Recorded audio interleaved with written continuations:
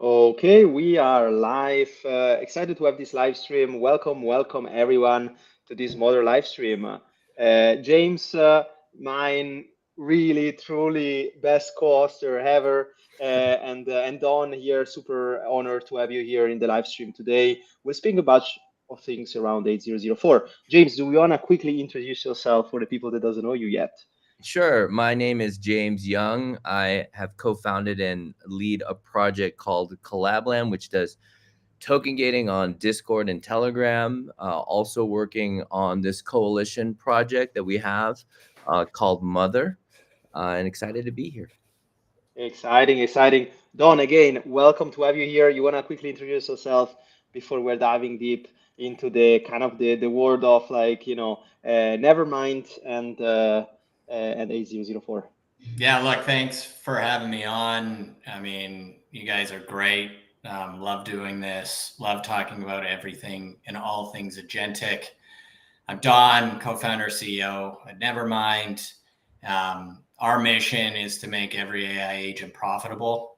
I think we've got a pretty unique approach to how we're doing it. My background's in AI. I've spent 20 years in the space. The last 10 at the crossroads of Web3 and AI, co-founded Ocean Protocol, which is back in the spotlight again. And yeah, more recently, the last few years been focused on monetizing AI agents, Nice. a category that is very popular at the moment. Nice, nice, nice. I just want to kind of like kickstart with one spicy question, right? You've been kind of the OG around AI. I would love like your perspective, on the current kind of like AI and crypto market. But most important, why AI need crypto? Because we are always like kind of in our crypto chamber those days. But I want to approach on the other side. I think, building, AI on Web3 rails, is it needed? Is it just like buzzword combination? Do we really need this? We'd love to know your perspective, Don, and also James. You have a tons of things to also say on this if you want. Yeah, so I think up until I look in the last couple of weeks, right? I think we've like made a market improvement, like leaps and bounds in terms of stepping forward from a Web3 AI point of view. Specifically X402 and then 8004. 8004 being much less recognized outside the crypto space than X402. The reality is, prior to those things starting to pop off, pretty disillusioned with AI Web3, and still pretty disillusioned with the state of things as a whole. I mean, I was at Token 2049 in Singapore, and the conversations were all basically the same topics and conversations we were having a year ago, to the point where like I was on a panel last year talking about prediction markets and AI, and I was on a panel again this year talking about the exact same thing. And it's like, really, a year later, this is still the topic. Yeah, I mean, look, the good is things are starting to progress and people are starting to take notice. But I think the focal point is quite narrow on this stuff. Obviously, some of it has to do with where Nevermind lies in terms of payment, and then with the 004 discovery and reputation. Yeah, I think as a whole, the industry and the AI industry is still popping off. It's starting to generate its detractors. Arguably, we're going through at least the initial phases of the trough of disillusionment, but these are all growing pains that I think, the trajectory is still super good. Very cool. I mean, always asking myself, where do we already have an early sign of like product market fit, right? We started to see like, agents doing some liquidity pool rebalancing. I feel like, definitely like on the DeFi side, we see payments, X402 being more and more adopted. So agent collaboration use case, I think is definitely like there. I think A004 will bring more transparency.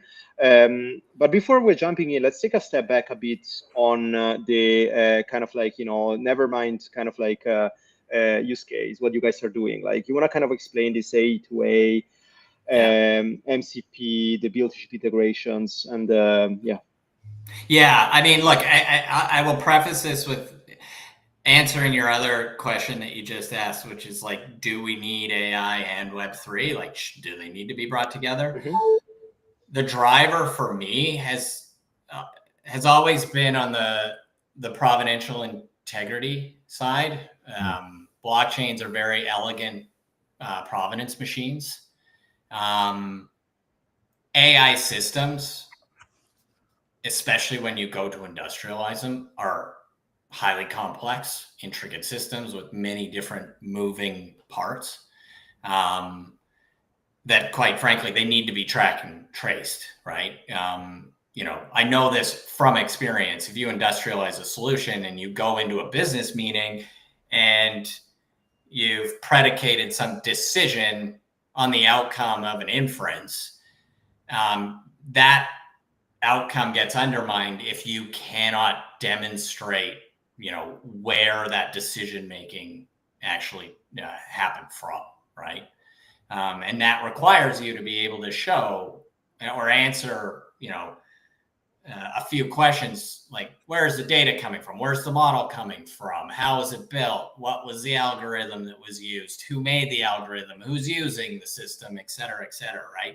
If you can't demonstrably track all of that, it undermines the proposition of the inference itself, and then therefore undermines the whole analytic workflow, right? So that's my starting point. They're just very, I think, it's funny because you couldn't have two sort of diametrically opposed solutions. One's like hyper centralized in its construction in AI, and the other one's obviously decentralized in nature, and you're trying to mash them together.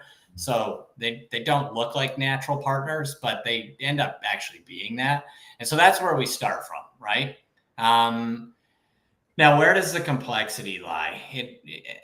Where it lies in part is in the variability of these services, right? And the outcomes that they can now generate. And so, you look at, first off, what is an agent? It's code that can perform directed behavior based on external inputs, right? That directed behavior is now variable in nature, right? You can call on like different models or different context sets to vary the response that's going to be provided based on a request.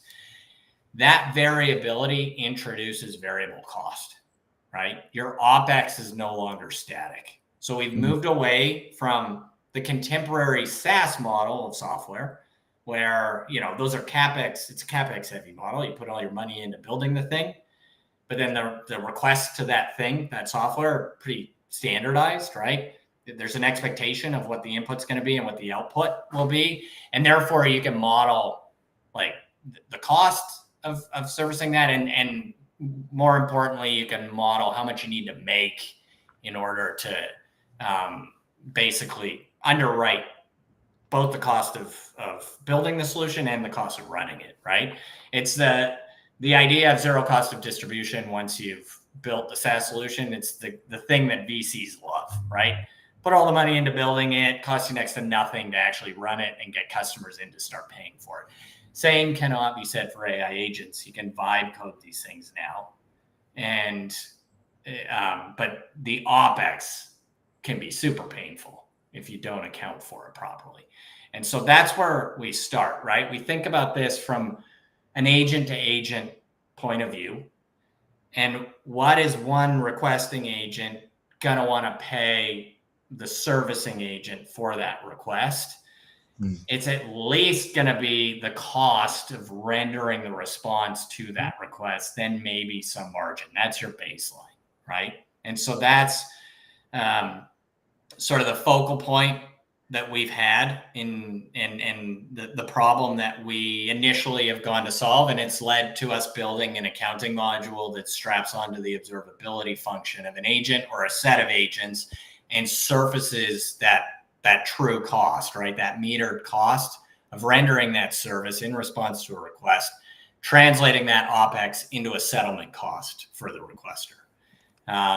We're doing this because my thesis is predicated on the belief that what we're witnessing right now is the rise of a new merchant and consumer class that's going to manifest as trillions of AI agents. And so these agents are, they're going to buy and sell from each other. And the baseline for that negotiation and the price to be paid is at least going to be the cost of the service render.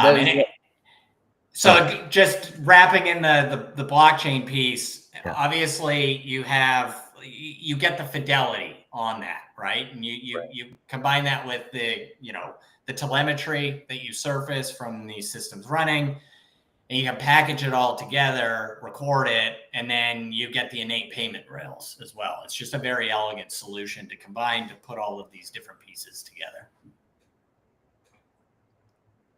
Awesome. There's a lot to unpack, but with the limited time, because I have so many questions for you, because Don, I think that you've come at this from a first principles perspective, and that value of that context window, for lack of a better term, is what I understand you are abstracting through the Nevermind credit system. So there'll be different costs for different contexts. And then you have reputation and all these other signals to layer in for that cost. How do you think about that abstraction? And how do you value that abstraction? Or how do you price that? Yeah, it's a good question. Okay, so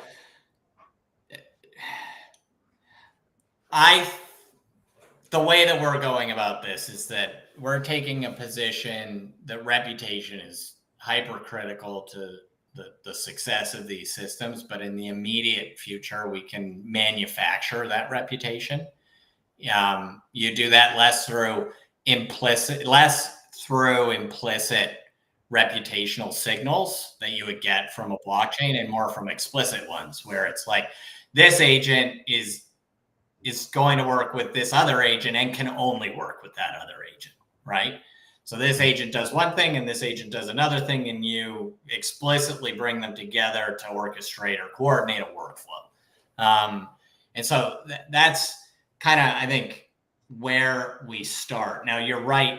The way that we do this accounting is through the issuance of credits, right? Any agent can issue its credits, and then those credits can be redeemed, in a fixed capacity or a dynamic capacity, right? So if you think about X402, X402 right now aligns very much so with the fixed cost, one-time pay-as-you-go type scenario, right? I come in, I request the service, I pay for that service, and then I'm done. I may never use that service ever again, right? That's fine, but there are sort of the relationship element that also needs to be considered. And then, to your point, the price that goes along with that. If I'm going to, maybe I like your service and I want to continually use that service, well, then I need to have a mechanism that's actually going to recognize my commitment to using you. That's a price reduction, right? We see this traditionally. It's like volume-based discounts or, other factors that get brought into the equation. And then the next question becomes, okay, well, how do you memorialize these types of scenarios?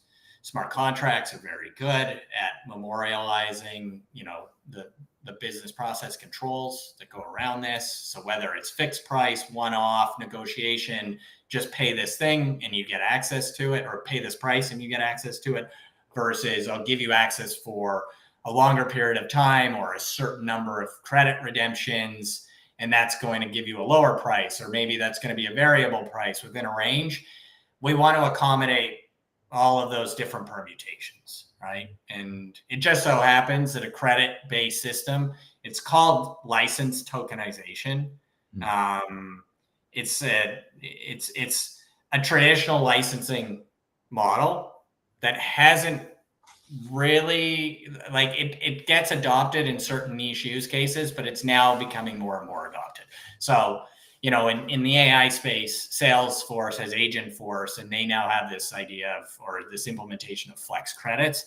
That's license tokenization at play. And so that's basically fundamentally first principles wise, like that's the licensing scheme that we're leveraging to make it flexible for these agents to engage in a dynamic way with a bunch of different pricing mechanics and permutations, and not limit or restrict that engagement to one type versus another.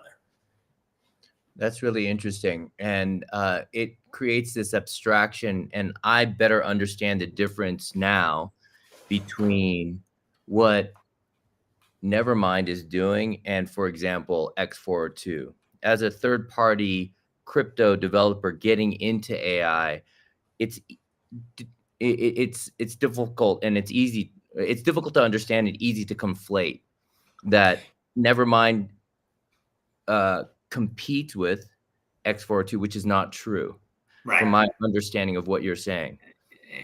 So I mean, X402, super elegant solution.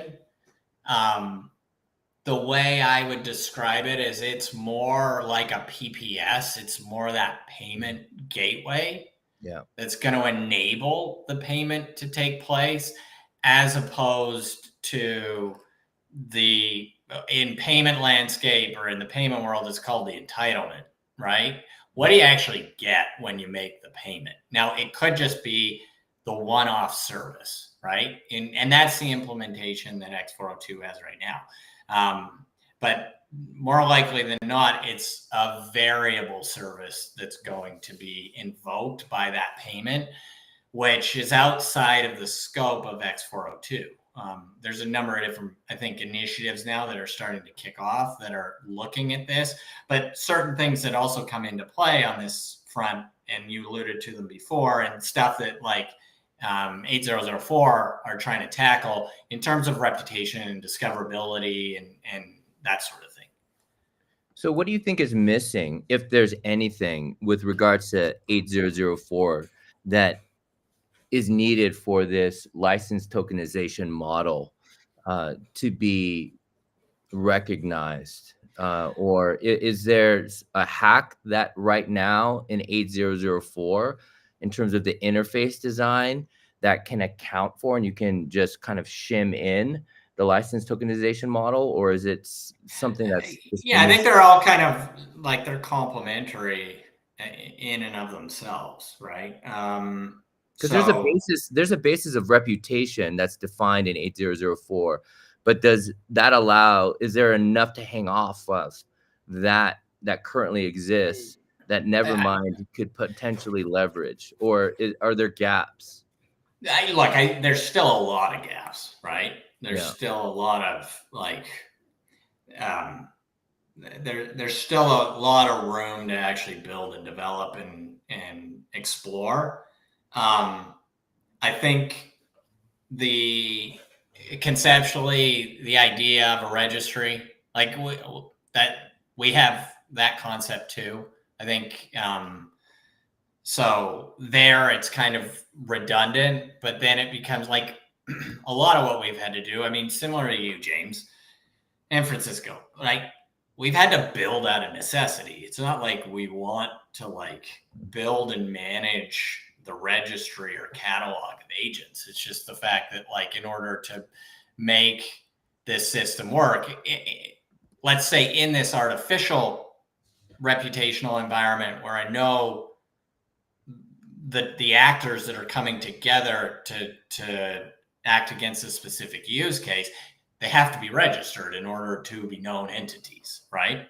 And so like, if you look at an X402, there's like these known unknowns, these things that like I can pay for, but how do I know what that thing is? How do I validate that? I think 8004 goes a long way in terms of trying to establish the unique identification of these agents. It's leveraging emergent protocols like A2A agent to agent from Google, ACP with Stripe and OpenAI, stuff like that, where you have the concept of in the 808 protocol, you have these things called cards, right? Which are basically the metadata about the agent. What is the agent? What's the agent's intended purpose? What can it do, right? It might also be indicative of the price that you need to pay, things like that. But it's this metadata component that attaches to the agent where 8004 comes in is like, here's the ID for that thing. And here's the process for getting that ID, right? Here's the registration flow for actually instantiating this unique identifier for that specific agent. I think the interesting part to like sort of conceptualize, right, for anybody that's listening, is like in this mid to longer term future where agents are autonomously performing labor, right? What does that world look like? In my perspective, I'm leaning on my commodities background because that's where I started. I think virtually all digital services get massively commoditized, right? There's no longer differentiated product in the classic definition. What you have is like you're pulling in a bunch of different character or reputation attributes, brand, price, history, legacy, right? It starts to look a lot like you're melding together a credit risk and like website backlinking solution where these agents are registered with 8004 and like, James, I want to use your agent, but I've never used your agent before. So I don't really trust your agent. It's registered in 8004. So that lends some credibility, but you know what it lends even more? The fact that Francesco's agent has used your agent before, and I've used Francesco's agent. And so I'm going to create this backlinking, like credit risk style trust implementation on the fly, and that's going to lend implicit trust to your agent. So that's where I see all this going. So does never mind. This leads me to figuring out, instead of like, how do you price this? It's really just creating a marketplace for it. So does Nevermind then become a marketplace where people are in real time pricing the different credits based off of the signal that is on these registries? So it's really not our intention to build the marketplace. I mean, if you were to, I would call it more of a catalog than a marketplace, right? If you think about commodities, right, the price is a global variable, right? I know the cost of West Texas crude. It's a global variable, right? If I go to the CME, the Chicago Mercantile Exchange, the price setting is based on that global variable. So I can buy WTC from Shell or from BP, and I'm going to pay the same price, right? And that's how there is this sort of price discovery marketplace, but I think I'm a big proponent of the fact that like marketplaces are verticalized instantiations, right? They're specific to use cases or applications. And so where I see us playing a role is in that sort of price discovery mechanism for these agents for specific marketplaces. I don't want to get into the marketplace development game because marketplaces, I think, are very specific in nature and you need to monopolize them in order to win. They're super fucking hard to win. Yeah. No, it's probably a distribution, also a distribution game for marketplace, right? Because it's a two-side market. Yeah. I think we need to establish fundamentals, right? First, and I think this kind of like reputational, what you're describing there, Don, a bit is like how SEO works with the EAT concept.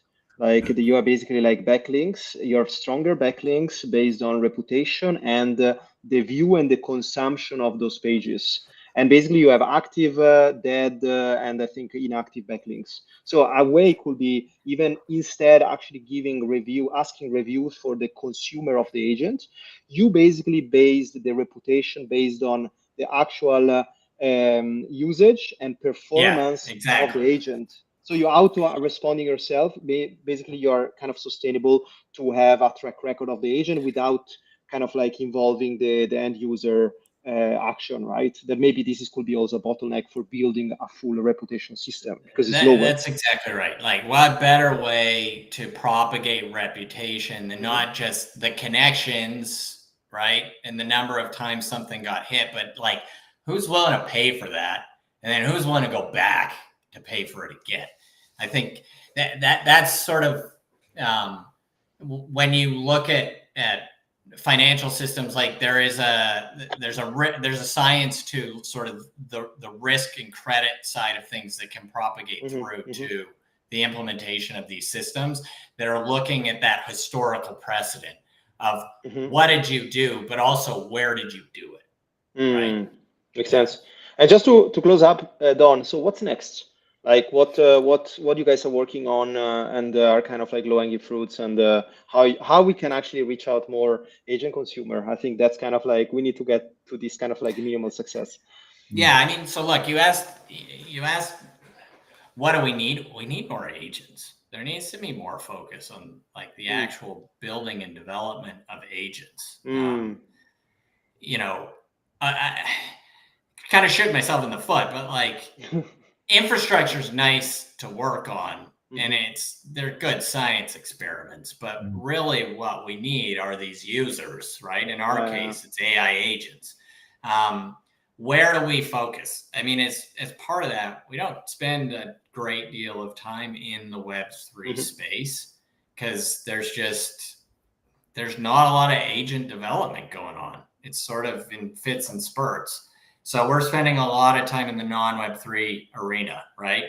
San Francisco, talking to verticalized agent builders, right? Those that are building SDRs, BDRs, those that are building customer service agents, those that are building coding agents, legal agents, stuff like that, as well as um, the agent building platforms.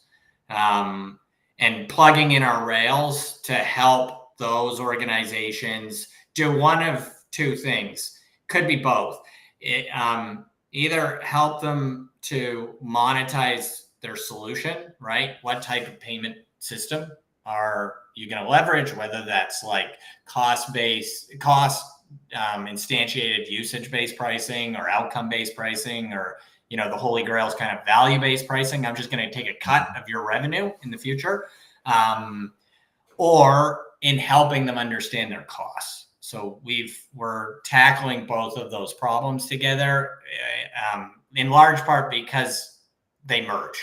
When you have this more mature go to market and you're going out to actually sell your product, it becomes this question of how are we selling it? What is the pricing mechanism?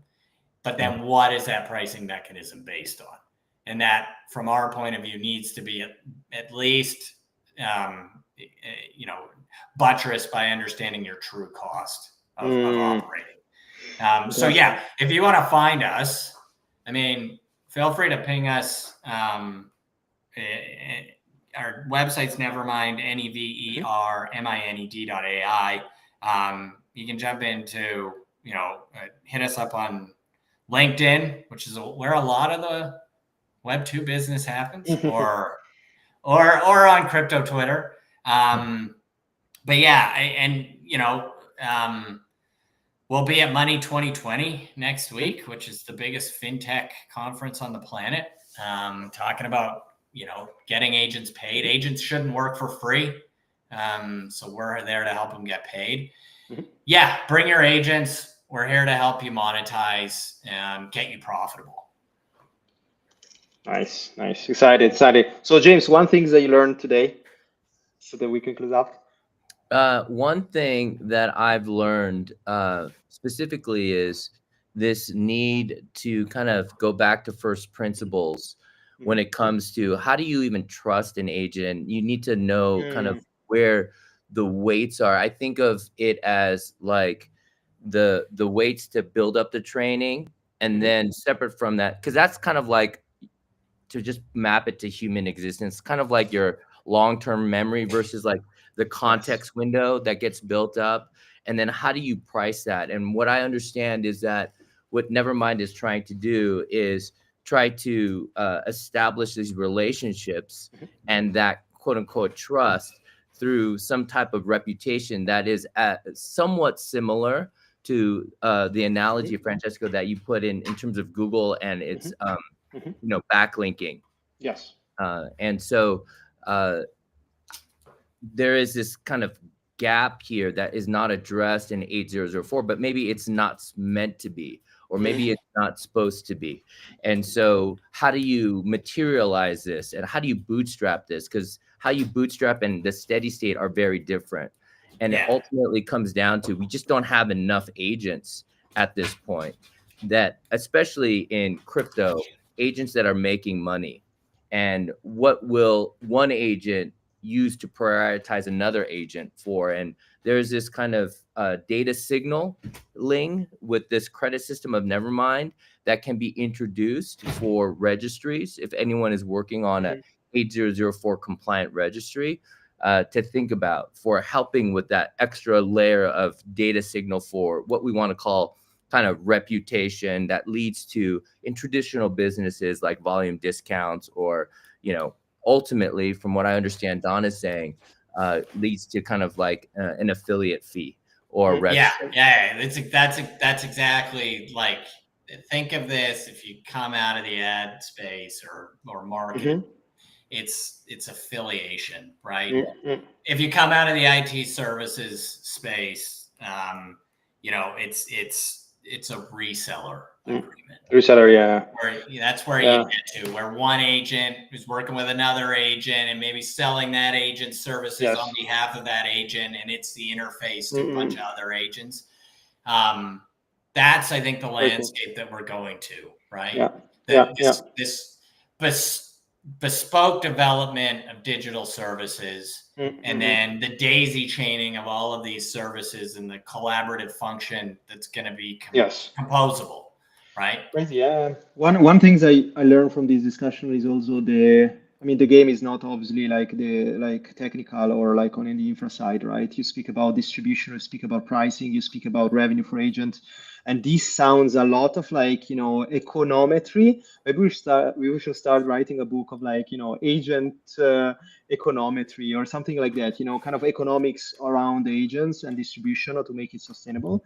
Because I think this part play a big role. But I think, without having a sustainable verification and reputational score system, this will be also hard, right? But we are getting there. A004 is huge. 402 is huge. It's for payments, agent to agent. We're getting there. Yeah. We're definitely getting there, small steps. Also, just, I think more people that are getting into this and concentrating on, it's the unsexy shit that's going to make this the most successful over time. I think there's an attraction to reputation, and obviously one to like, hey, let's the payment gateway. But at the end of the day, this is about use case implementation and the efficiency gains of using agents instead of the alternative. 100%. 100%. Don, thank you so much. We definitely should do a part 2. Really appreciate it. Learn a ton. Thanks so much, James, for asking this spicy question. I think this is really like useful to costing this together, because it's also bringing different kind of like angles. So thanks everyone for listening.